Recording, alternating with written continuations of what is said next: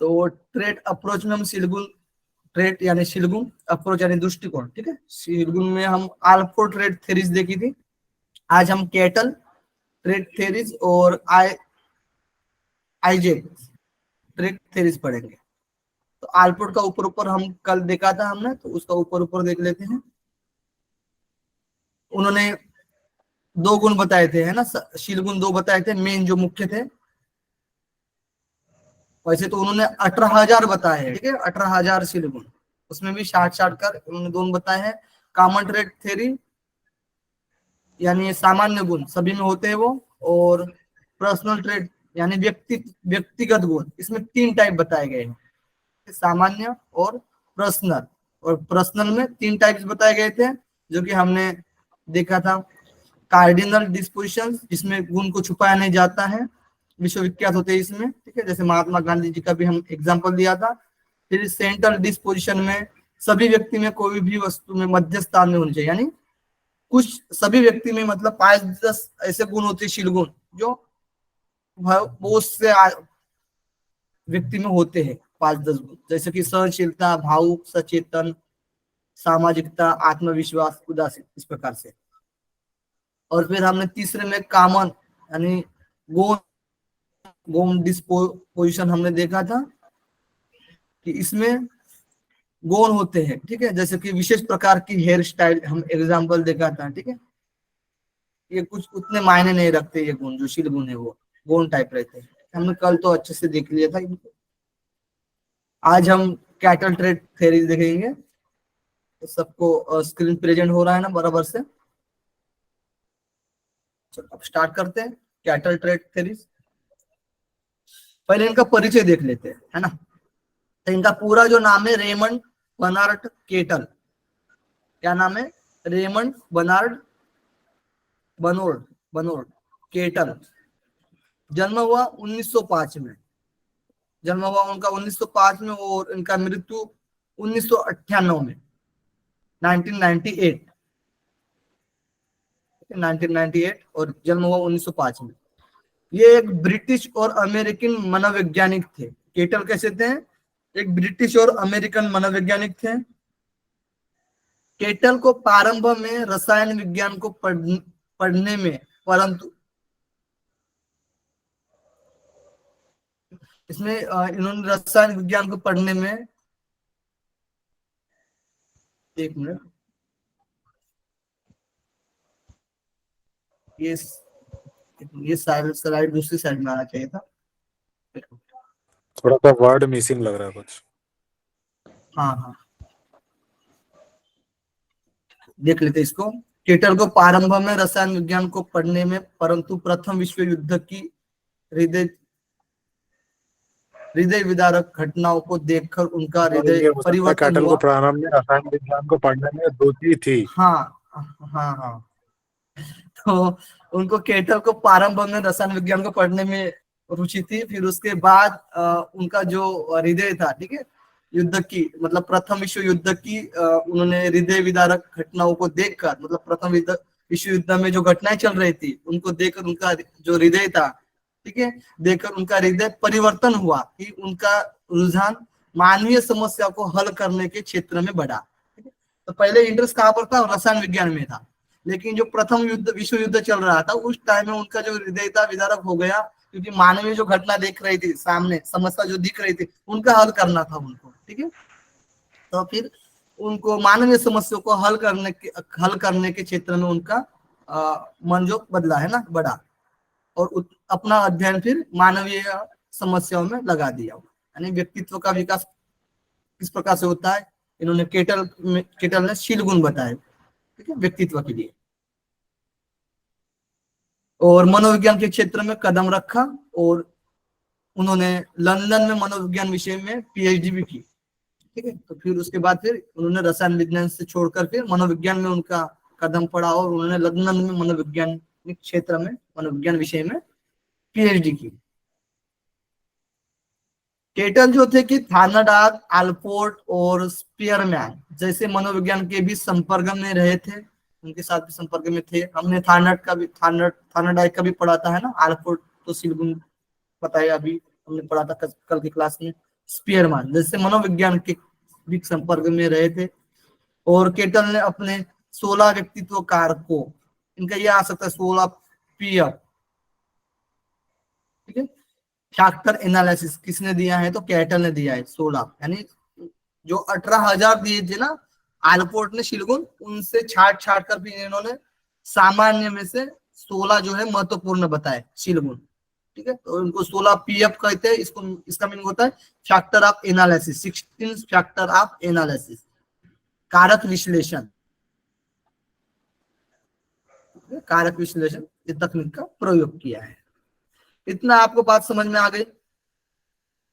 इनका नाम Raymond बनोर्ड Cattell, जन्म 1905, मृत्यु 1998, ठीक है। ब्रिटिश और अमेरिकन मनोवैज्ञानिक थे। अब इनको थोड़ा सा डिटेल से पढ़ लेते हैं ना। इतना बात तो क्लियर है ना।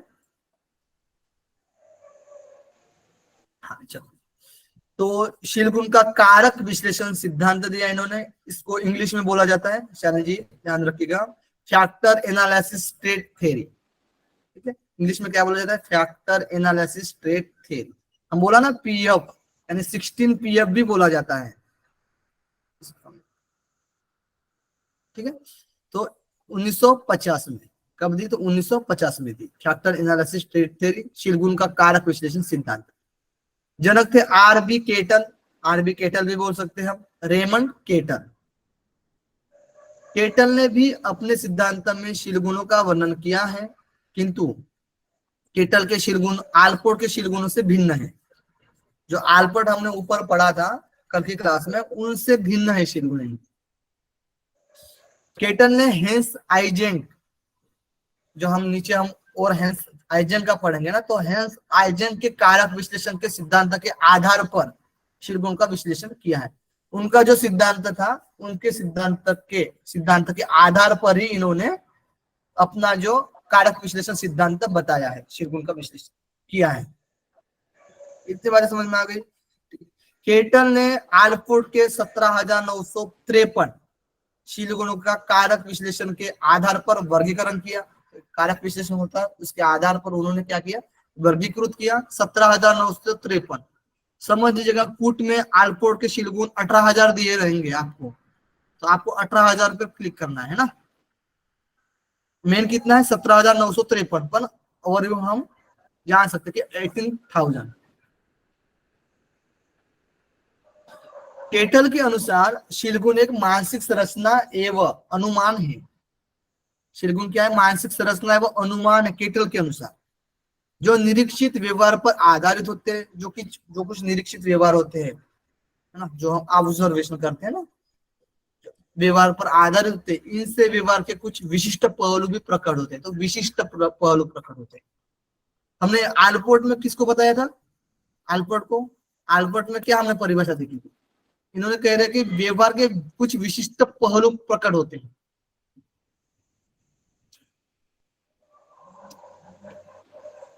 बताइए परिभाषा, उन्होंने क्या बोला था, यही डिफरेंट होता है, डिफरेंट को हमें जानना है केटल और आलपोर्ट में।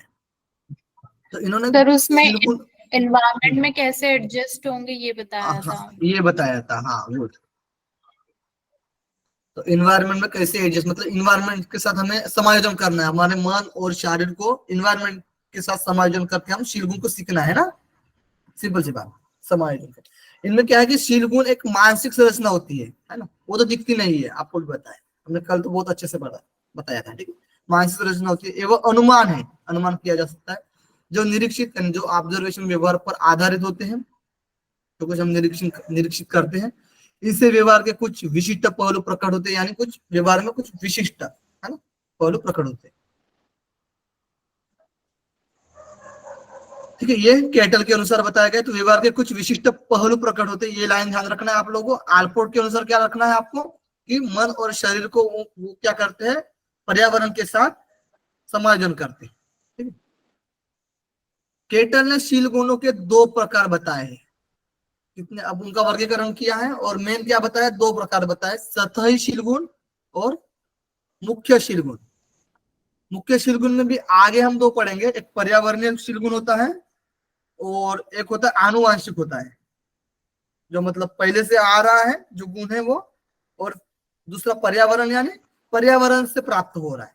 ठीक है, दो चीजें जो कि मुख्य शीलगुण में आएगा। सतह शीलगुण, एक बार फिर से आप लोगों को शीलगुण के बारे में एक एग्जाम्पल के थ्रू समझाता हूं। कल तो बता ही दिया था, लेकिन फिर भी एक बार बता रहा हूं। जैसे कि एक घर होता है, घर, ठीक है।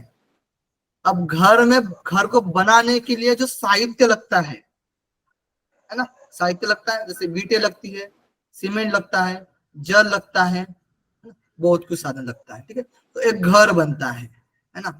वैसे ही एक व्यक्ति है, अब उसको व्यक्तित्व बनने के लिए बहुत से शीलगुण लगते हैं। एक एक शीलगुण, ईंट, पत्थर, जो मिट्टी है, ठीक है, वो मिलकर घर बन रहा है। वैसे एक एक शीलगुण मिलकर एक व्यक्ति का व्यक्तित्व बन रहा है। इतनी बातें समझ में आ गई सबको शीलगुण के बारे में? हैंड रेस कर लीजिएगा, सॉरी, हम कर लीजिएगा। तो इन्होंने सतही शीलगुण और मुख्य शीलगुण बताए। क्या बताए? सतही शीलगुण और मुख्य। तो सतही क्या होता है? बाहरी होती है, यानी दिखते हैं, वो रोज दिनचर्या में हमारे दिखने में आते हैं। जैसे हम हंसते हैं, कभी नाराज हो जाते हैं, है ना, कभी दुखी हो जाते हैं, कभी किसी से झगड़ा कर लेते हैं, कभी किसी से अच्छे से बात कर लेते हैं, है ना। ये सतही यानी दिनचर्या में हमारे दिख रहे हैं, इसको क्या बोलेंगे हम? सतही शीलगुण। और मुख्य शीलगुण यानी वो दिखते नहीं है, मेन मुख्य होते, मेन होते, यानी सतही शीलगुण को मिलाकर एक मुख्य शीलगुण बनता है, जो विशिष्ट होता है। हमने कल जो उन्होंने बताया था ना, आलकोट के, हम व्यक्तिक सिद्धांत में व्यक्तिक पार्ट में हमने 3 भाग देखे थे, ठीक है ना। तो उसी की तरह से मुख्य जो शीलगुण होते हैं, तो सतही क्या होता है? दिखते हैं, और मुख्य शीलगुण दिखते नहीं। और एक आपको एग्जांपल देता हूं। जैसे जल में क्या होता है? एक सिंगाड़ा खाए हो आप लोग? सिंगाड़ा, सिंगाड़ा तो पता है, ठीक है। तो सिंगाड़ा आप जल में क्या होता है? जल में होता है ना सिंगाड़ा। अब तालाब में जाओगे तो उसमें ऊपर क्या दिखेगा? फूल दिखेगा, है ना, उसका पौधा दिखेगा ऊपर। लेकिन सिंगाड़ा दिखेगा क्या? नहीं दिखेगा, सिंगाड़ा नहीं दिखता है, सिर्फ ऊपर पौधा दिखता है उसका। लेकिन हम समझ सकते हैं कि उस पौधे के जो अंदर साइड में है, उसमें क्या लगा हुआ होगा? सिंगोड़ा लगा हुआ होगा, है ना। बिना देखकर भी हम उसको निकालते हैं, बिना देखकर निकालते हैं ना सिंगोड़े को, ठीक है। तो ये हुआ मुख्य शीलगुण, यानी वो दिख नहीं रहा है। और जो पौधा हुआ ऊपर वाला जो दिख रहा है, ठीक है, जो फूल है वो जो दिख रहा है, ठीक है, वो हुआ सतही शीलगुण, यानी ऊपर से दिख रहा है। और मुख्य शीलगुण जो सिंगाड़ा है वो दिख नहीं रहा है, वो हम निकाल रहे हैं, कि हम समझ सकते हैं कि वहां पर एक सिंगाड़ा है। जैसे अनुमान करना, इनका परिभाषा अब आपको स्पष्ट हो गई होगी। शीलगुण एक मानसिक संरचना है, वो अनुमान है, ठीक है, अनुमान के तौर पर हम निकाल रहे हैं, ठीक है। ये भी होता है। और व्यवहार के कुछ विशिष्ट पहलू भी प्रकट होते हैं, ठीक है। ये समझ में आ गया आपको सतही शीलगुण और मुख्य शीलगुण?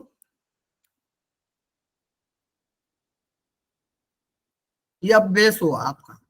अब थोड़ा फास्ट चलते हैं, ठीक है ना, आपको सारी चीजें समझ में आ जाएगी। सर एक बार शीलगुण का इंग्लिश में क्या होगा वर्ड?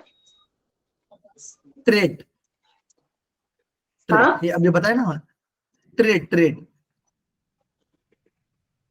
नहीं शीलगुण ये जो वर्ड है उसका ही मीनिंग नहीं समझ में आ रहा। हाँ, ये देखिए ना, शीलगुण ट्रेड यानी होता क्या? है। कल की आपने क्लास की, कल की क्लास, नहीं कल मैंने नहीं किया एक्चुअली, मैं हाँ बाहर थी तो मैं ठीक है, ज्वाइन कल नहीं की कर पाई। क्लास नहीं की है।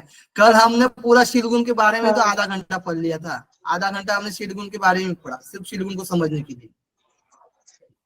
ठीक है, मैं रिकॉर्डिंग देख लूंगी। हाँ, 3 गुणों से तैयार होता है, 3 शब्द से होता है। जैसे कि एक बार आपको दिखाई देता हूँ, ठीक है, ऊपर से दिखा देता हूँ। हाँ, ठीक है, यहाँ पर शीलगुण है। शीलगुण 3 शब्दों से बनता है, गुण, संगति और स्थायित्व। गुण यानी क्वालिटी जो हमारे होते, जो हमने, जैसे कि शीलगुण यानी यम के भी पालन होते हैं। यम में होते ना, सत्य, अहिंसा, अस्तेय, अपरिग्रह, ब्रह्मचारी, यही हमारा शीलगुण है, ठीक है, ये गुण है। किसी भी संगति के, कोई भी साथ हो हमारे किसी भी संगति में। और स्थायित्व यानी किसी भी स्थिति में वो बदल ना जाए, यानी सत्य बोल रहे हैं तो हर एक कंडीशन में हम सत्य बोल रहे हैं, इसको बोलते हैं हम शीलगुण। तो शील गुण कैसे होते हैं, गौण भी होते हैं, मुख्य भी होते हैं। इस प्रकार से इनको बांटा गया है अलग अलग दृष्टिकोण के अनुसार। जी हाँ, और जी शील गुण समझ से गई। क्या होता है, शील गुण से क्या होता है, शील गुण से व्यक्ति का व्यक्तित्व होता है, मतलब व्यक्तित्व तैयार होता है, उसका पर्सनैलिटी बनती है शील गुण से। अब देखिए फ्रायड जो है ना, फ्रायड ने क्या दिया है, मूल प्रवृत्ति पर व्यक्तित्व को बताया है उन्होंने। व्यक्ति की जो मूल प्रवृत्ति है ना, उन्होंने सेक्सुअल थ्योरी दिया है ना, तो मूल प्रवृत्ति ऊपर, और इन्होंने और भी दिया है संरचनात्मक और आकारात्मक मॉडल भी दिया है, ठीक है। तो उन्होंने व्यक्ति के मूल प्रवृत्ति पर दिया है, और आल्कोट और कैटल, ठीक है, और आइजन, इन्होंने शील गुण पर, उनके गुणों के आधार पर व्यक्तित्व को बताया है, व्यक्तित्व कैसा होता है,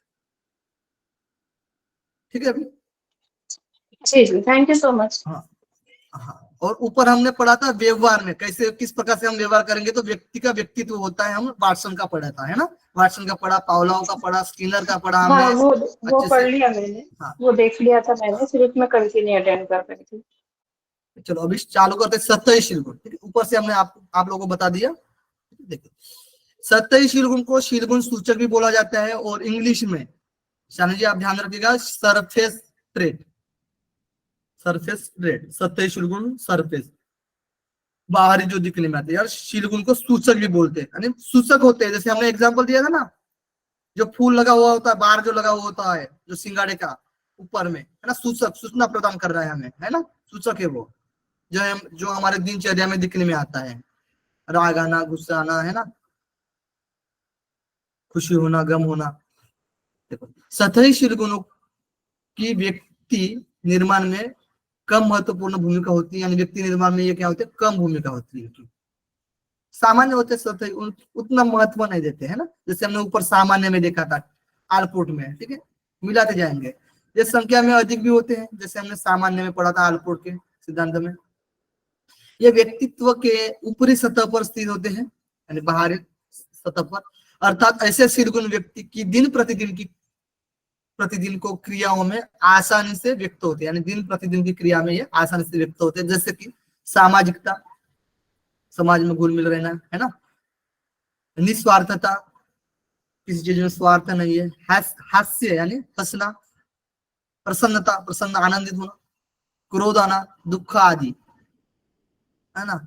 वैसे दूसरे के ऊपर भी डिपेंड रहते हैं हम, समाज में है ना, दूसरे के ऊपर डिपेंड भी रहते हैं, चिड़चिड़ापन भी होता है, ये सब क्या है, ये गुण समझ सकते हैं हम, ठीक है।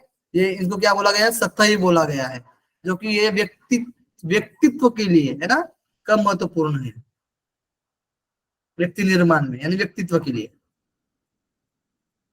अपने तरीके से काम पर ध्यान देते हैं, दिन प्रतिदिन की अंतःक्रिया में आसानी से अभिव्यक्त होते हैं। अब देखते हैं मुख्य के, देखिए इतने सारे नाम हैं, और इंग्लिश में देखेंगे तो सिर्फ सोर्स ट्रेट, इतना भी ध्यान रहेगा तो भी चलेगा, है ना।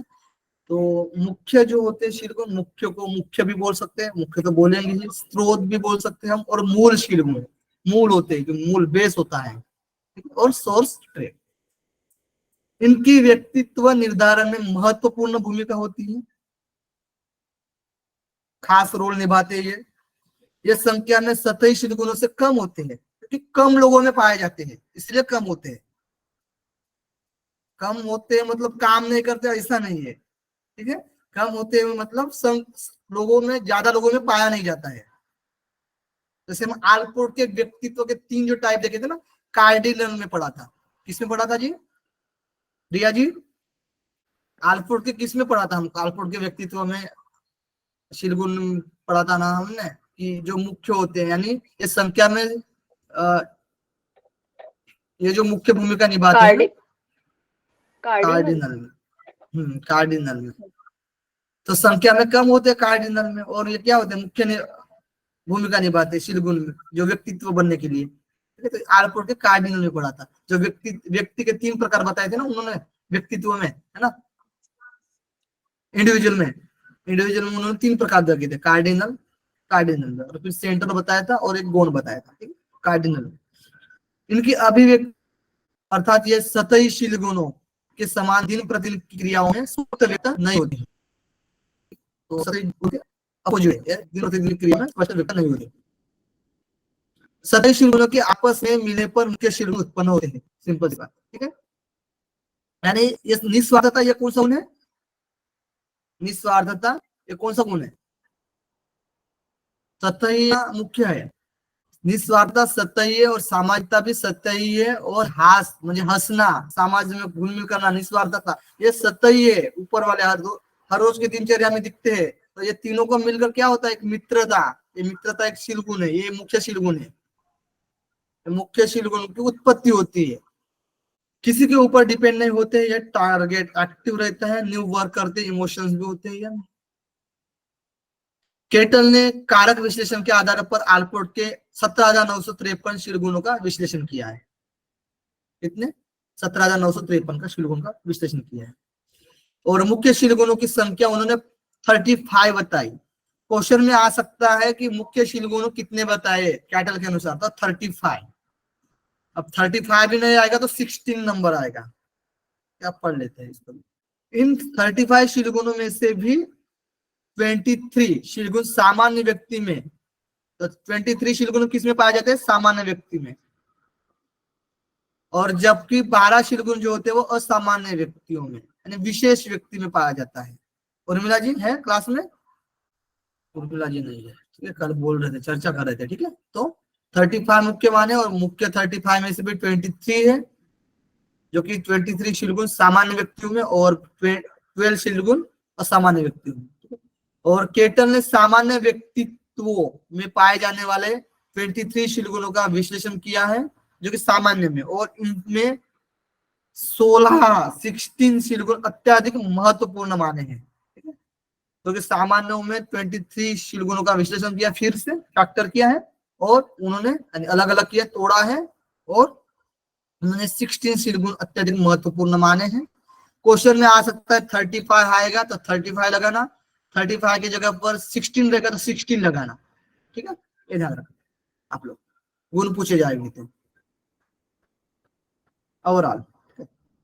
इन 16 शील गुणों का मापन करने के लिए केटल ने एक विशेष प्रश्नावली का भी निर्माण किया है मापने के लिए, जिसे 16 व्यक्तित्व कारक प्रश्नावली कहते हैं, यानी 16 पर्सनालिटी फैक्टर्स, PFQ यानी पर्सनालिटी फैक्टर्स क्वेश्चंस, ठीक है, पर्सनालिटी फैक्टर क्वेश्चंस, यानी 16 PFQ किसने दिया है? तो केटल ने दिया है, जो कि 16 व्यक्तित्व कारक प्रश्नावली कहते हैं इसको।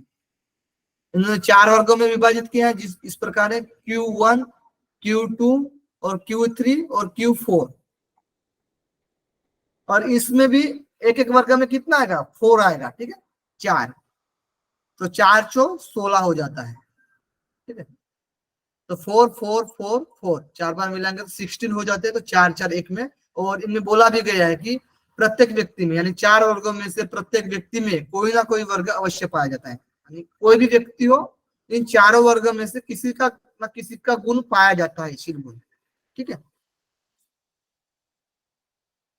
सामान्य रूप से केटल ने मुख्य शील गुणों को 2 भागों में बांटा है। तो मुख्य शील गुण क्या देखे थे हमने? स्रोत, मूल, मुख्य, ये जो देखे थे ना, सोर्स, इनको भी 2 भागों में बांटा है, जैसे कि पर्यावरणीय प्रभावित शील गुण और स्वाभाविक शील गुण। पर्यावरणीय प्रभावित शील गुण और स्वाभाविक शील गुण। पर्यावरणीय प्रभावित शील गुण यानी जिन शील गुणों के विकास में वातावरण की विशेष भूमिका होती है। अब ये जो आल्पोर्ट का पढ़े थे ना हमने, परिभाषा देखी थी, ठीक है, समायोजन करना मन और शरीर को वातावरण के साथ, है ना, इन्वायरमेंट के साथ हम समायोजन करते हैं।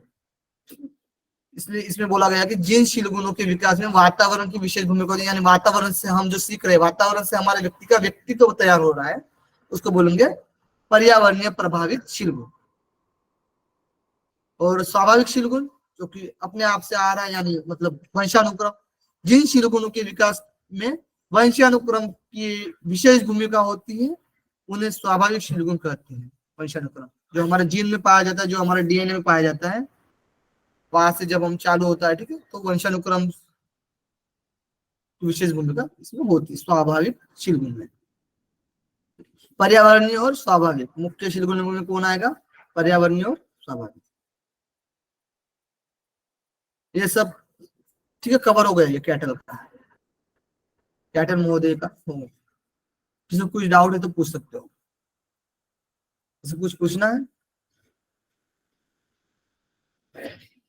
आज जन का पढ़ लेंगे, थोड़ा सा है, ठीक है, थम कर लीजिएगा, सबको क्लियर हो गया हो तो। रिया जी, गुलशन जी, आयुषी जी, अजय जी, संतोष जी, आरती जी, सेजल जी, सब लोग थम कर लीजिएगा, पूजा जी, मीना जी, ठीक है, बस हो गए। शालिनी जी, शंकर, चलो अब तीसरा पढ़ते हैं हम, आय से, सॉरी आइजेन। आइजेन का शीलगुण सिद्धांत, आइजेन ट्रेड थ्योरीज, इनका परिचय देख लेते हैं। इनका जो नाम है वो हेंस जूर्गेन आइजेन, हेंस जूर्गेन आइजेन। इनका जो जन्म हुआ है 1916 में, जर्मनी में। कहा हुआ है? तो जर्मनी में हुआ है। इनकी जो मृत्यु हुई है 1997 में, 1997, लंदन में, ठीक है, ब्रेन ट्यूमर से हुई है। हेंस जूर्गेन आइजेन की मृत्यु कैसे हुई? ब्रेन ट्यूमर से हुई है 1997 में। ये जर्मनी में जन्मे ब्रिटिश मनोवैज्ञानिक थे। ये कहा जन्मे थे? जर्मनी में, और ये ब्रिटिश मनोवैज्ञानिक थे। ये 1950 किंग्स कॉलेज में मनोविज्ञान के प्रोफेसर थे, ठीक है। देखिए, यद्यपि इन्होंने मनोविज्ञान के क्षेत्र में बहुत काम किए हैं, परंतु इन्हें बुद्धि एवं व्यक्तित्व पर किए गए कामों के लिए सर्वाधिक याद किया जाता है। तो आइजेन का नाम कैसे आता है? बुद्धि या व्यक्तित्व के नाम से ज्यादातर जाने जाते हैं। मनोविज्ञान के क्षेत्र में बहुत से काम किए, लेकिन बुद्धि और व्यक्तित्व में सबसे ज्यादा जाने जाते हैं। इन्होंने 80 पुस्तकें लिखी है तथा 60,000 से अधिक जनरल में लेख भी लिखे हैं। ये अंतरराष्ट्रीय पत्रिका पर्सनैलिटी एंड इंडिविजुअल डिफरेंसेस के संपादक थे। अंतरराष्ट्रीय पत्रिका पर्सनैलिटी एंड इंडिविजुअल डिफरेंसेस के संपादक थे। इनका जो हम ऑल ओवर परिचय देख लिया है। उन्होंने जो शीलगुण दिया है वो पढ़ लेते हैं। आइजेन का शीलगुण सिद्धांत, ये जर्मन मूल के ब्रिटिश मनोविज्ञान हेंस आइजेन के अनुसार, इनके अनुसार बोला गया कि व्यक्तित्व का निर्धारण मूलतः व्यक्ति के जीन्स से होता है तथा पर्यावरण की भूमिका इसमें बहुत कम होती है। अब देखिए किसमें एक दूसरे में कनेक्ट हो रहे हैं, है ना। तो इन्हीं का लिया गया था ना, केटल वाला जो कारक विश्लेषण किया था। तो उन्होंने जो मुख्य के दो बताए थे ना, एक तो जीन यानी आनुवंशिक, और एक क्या बोला था? पर्यावरण बोला था। हाँ, उसमें भी ये क्या बोल रहे हैं कि पर्यावरण की भूमिका कम होती है, ठीक है, और जीन्स यानी वंशानुक्रम की भूमिका ज्यादा होती है, ये बोला गया है। ये डिफरेंट है। आइजेन का प्रकार शीलगुण का सिद्धांत एक पदानुक्रम रूप से संगठित है, यानी हायरार्चिकली ऑर्गेनाइज्ड विचारधारा है, पदानुक्रमित, यानी निचले स्तर पर अनुक्रियाएं होती है और जिनसे आदतों का निर्माण होता है, और आदतों से शीलगुणों और शीलगुणों से व्यक्तित्व का निर्माण होता है, व्यक्तित्व का निर्माण होता है। जैसे ये जो हायरार्की मॉडल होता है ना, हायरार्की मॉडल मेस्लो ने भी दिया है, ठीक है, इसी प्रकार से नीचे से ऊपर है, डिफरेंट है लेकिन नीचे से ऊपर है, ठीक है। जैसे कि इसमें बोला गया है अनुक्रिया, यानी कोई भी हम क्रिया कर रहे हैं, एक्टिविटी जो कर रहे हैं, उससे क्या होता है? हम दिनचर्या में जो कुछ एक्टिविटी कर रहे हैं, हमारी आदत बन रही है। हम पढ़ाई कर रहे हैं, एक प्रकार से हम जो कुछ पढ़ाई कर रहे हैं ना, अनुक्रिया जो कर रहे हैं, हमारी आदत बनती जा रही है। अभी हमको पढ़ना है ना, और हमको और इंटरेस्ट आ रहा है, और इंटरेस्ट आ रहा है, हमारी आदत बन गई। अब आदत से उसमें से क्या होगा? एक चीज की आदत बन गई तो एक शीलगुण का निर्माण होगा ना। एक हो सकता है बहुत शीलगुण का भी निर्माण हो सकता है, ठीक है। अब शीलगुण का बहुत से निर्माण होने के बाद वो एक दूसरे में लग जाएंगे, आदमी सभी शीलगुण को एक हो जाएंगे, यानी वो क्या होंगे? यानी व्यक्ति का व्यक्तित्व बन जाएगा, है ना। शीलगुण से क्या होगा? व्यक्तित्व होगा, यानी पर्सनैलिटी डेवलपमेंट होगी, ठीक है। ये समझ में आ गया आप लोगों को? आज के शीलगुण सिद्धांत का पदानुक्रम ये सीक्वेंस में लगाने के लिए पूछा जाता है। अनुक्रिया करते आदत निर्माण होती है, शीलगुण, उससे भी व्यक्ति का व्यक्तित्व होता है। आईजेन ने कारक विश्लेषण फैक्टर एनालिसिस के आधार पर 3 प्रमुख द्विध्रुवीय शीलगुण निर्धारित किए हैं। तो इन्होंने कारक विश्लेषण के आधार पर 3 प्रमुख बताए हैं जो कि द्विध्रुवीय शीलगुण निर्धारित किए हैं। इन शीलगुणों का आईजेन ने सुपर फैक्टर एवं व्यक्तित्व की बुनियादी विमाएं यानी बेसिक डायमेंशंस ऑफ पर्सनालिटी कहा गया है। ठीक है, तो इनको क्या कहा है इन्होंने, शीलगुण को आइजैक ने सुपर फैक्टर एवं व्यक्तित्व की बुनियादी विमाएं यानी बेसिक डायमेंशंस ऑफ पर्सनालिटी कहा है, जो कि निम्न प्रकार से 3 टाइप से, इसमें ये ध्यान रखना है आपको। अंतर्मुक्ता बहिर्मुक्ता ये दोनों एक ही में रखे हैं। और दूसरा स्नायु विकृति, सांवेगिक स्थिरता, और तीसरा है मनोविक्षिप्तता, परम अहम यानी साइकोटिज्म, सुपर ईगो। और स्नायु विकृति, सांवेगिक स्थिरता यानी न्यूरोटिज्म, स्टेबिलिटी, एंड अंतर्मुक्ता बहिर्मुक्ता यानी इंट्रोवर्जन और एक्सट्रोवर्जन। अब हम इंट्रोवर्जन और एक्सट्रोवर्जन कहाँ पढ़े थे, कोई बता सकता है मुझे? कार्ल जंग की थ्योरी में। गुड। उन्होंने क्या कहा था, अलग अलग किया था या फिर एक ही में बताया था? उन्होंने 3 बताए थे, इंट्रोवर्ट, एक्सट्रोवर्ट और एम्बिवर्ट। एम्बीवर्ड, तो ये एम्बीवर्ड में आ जाएगा। ठीक है, ये जो एम्बीवर्ड है ये सेम है। ठीक है, एम्बीवर्ड यानी दोनों का मिश्रित। तो उन्होंने जो जुंग्स महोदय थे उन्होंने अलग अलग बताए, फिर और एक को बताया है। ठीक है, मतलब दोनों को मिला दिया। इन्होंने क्या किया है, दोनों को एक ही में, यानी दोनों प्रकार की जो विशेषता होती है ना, ये सभी व्यक्ति में होती है, इनका कहना है। ठीक है ना, सिंपल सी बात। चलो, अब स्नायु विकृति यानी स्नायु से जो न्यूरोटिज्म से स्टेबिलिटी, और मनोविक्षिप्तता परमअहम यानी साइकोटिज्म सुपर ईगो। अंतर्मुखी बाह्यमुखी एक में ही है। स्नायु विकृति यानी घुमा फिरा के निगेटिव चीजों पर जाना, और मनोविक्षिप्तता यानी मानसिक रूप से परेशान होना। देखिए इसमें हम डिटेल से भी पढ़ेंगे। अंतर्मुक्ता और बहिर्मुक्ता थोड़ा फास्ट ले लेते हैं, सिंपल है। ठीक है, चलो देखो, आइजेक ने युंग के अंतर्मुक्ता और बहिर्मुक्ता को तो स्वीकार किया है, लेकिन इनको व्यक्तित्व के 2 अलग अलग प्रकार न मानकर 2 ध्रुव मान लिया है। कितने? 2 ध्रुव मान लिया। आइजेक के अनुसार कोई भी व्यक्ति पूरी तरह से अंतर्मुखी या बहिर्मुखी नहीं हो सकता है ना, अभी हमने आप लोगों को बताया। अर्थात प्रत्येक व्यक्ति में अंतर्मुक्ता और बहिर्मुक्ता परिस्थितियों में परिवर्तन के साथ परिवर्तित होती रहती है, यानी परिस्थितियों के साथ परिवर्तन होता रहता है। जैसे कोई व्यक्ति सामाजिक बहुत है लेकिन लज्जालु व संकोचशील भी होता है। सिंपल। स्नायु विकृति या सांवेगिक स्थिरता देख लेते हैं, न्यूरोटिज्म या इमोशन।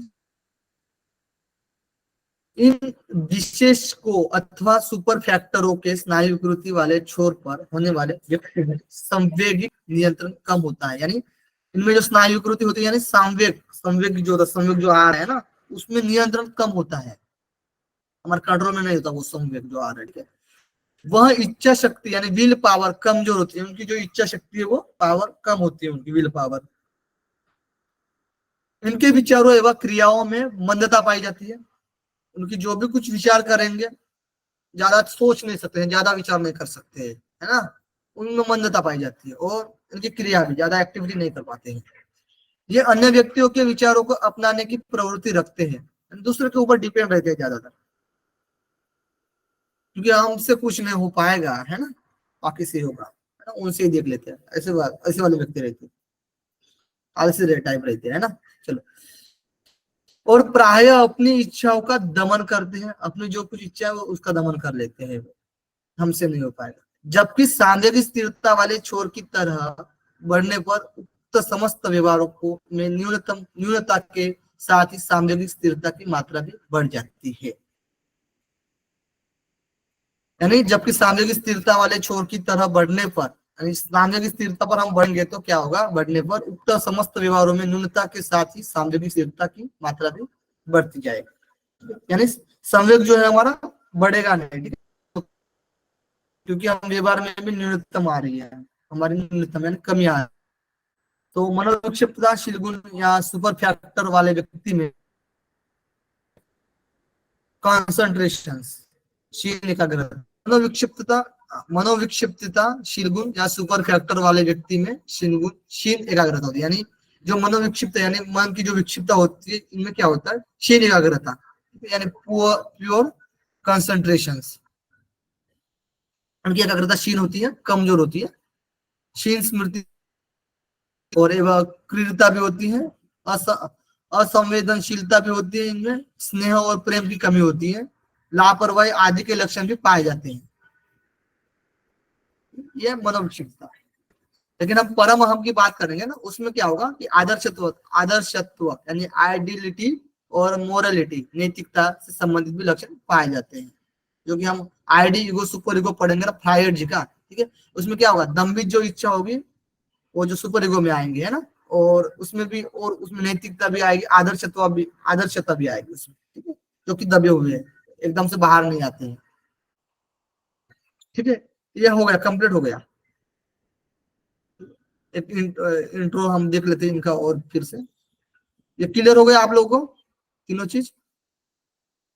अंतर्मुक्ता, बहिर्मुक्ता, स्नायु विकृति और सामयिक स्थिरता, and neuroticism, emotions stability, and मनोविक्षिप्तता, परम अहम यानी साइकोटिज्म, सुपर ईगो। इन्होंने 3 टाइप बताए थे। ऊपर से देख लेते हैं हम। 1940 के दशक के दौरान उन्होंने आइजंग लंदन के एक मनोचिकित्सकीय अस्पताल में काम कर रहे थे। तो 1940 के दशक में आइजक ने लंदन के मनोचिकित्सकीय अस्पताल में काम कर रहे थे, और उनका काम हर मरीज का प्रारंभिक मूल्यांकन करना था। तो हर मरीज का क्या था, प्रारंभिक मूल्यांकन करना था। इसके माध्यम से उन्होंने व्यवहार के बारे में प्रश्नों की एक बैटरी तैयार की, यानी उसके माध्यम से उन्होंने क्या किया, व्यवहार के बारे में एक प्रश्नों की बैटरी तैयार की, और जिसके बाद उन्होंने 700 सैनिकों पर प्रशासित किया जो अस्पताल में न्यूरोटिक विकार के इलाज हेतु आए थे। तो न्यूरोटिक विकार के जो सैनिक थे उन पर उन्होंने प्रयोग किया था, ठीक है। उन्होंने पाया कि सैनिकों के जवाब एक दूसरे के साथ स्वाभाविक रूप से जुड़े हुए हैं, यानी उन जो सैनिक थे उनके एक दूसरे के साथ जो विचार थे जुड़े हुए थे। इन्होंने जो प्रश्न की बैटरी तैयार की और उनसे पूछा, उन्होंने यह पाया कि सैनिकों के उत्तर उनके शील गुणों से जुड़े हुए हैं। तो जो उत्तर दे रहे थे कि उनके शील गुणों से जुड़े होते थे। हमने बोला ना, ये जो शील गुण होते हैं एक सांस्कृतिक में यानी एक संस्कृति में सेम भी हो सकते हैं, मतलब बहुत लोगों में अपने अपने कल्चर के अकॉर्डिंग, ठीक है, उसी प्रकार से एक्टिविटी कर रहे होते हैं वो कल्चर के लोग, तो ये एक दूसरे पे जुड़े होते हैं। ये हो गया, क्लियर है आप लोगों को? कल हम पढ़ेंगे साइको एनालिटिक थ्योरी, मनोविश्लेषणात्मक सिद्धांत, जो कि फ्रायड जी का, ठीक है, बड़ा इंपॉर्टेंट है फ्रायड जी का, यहाँ से हर बार क्वेश्चन आता है, ठीक है।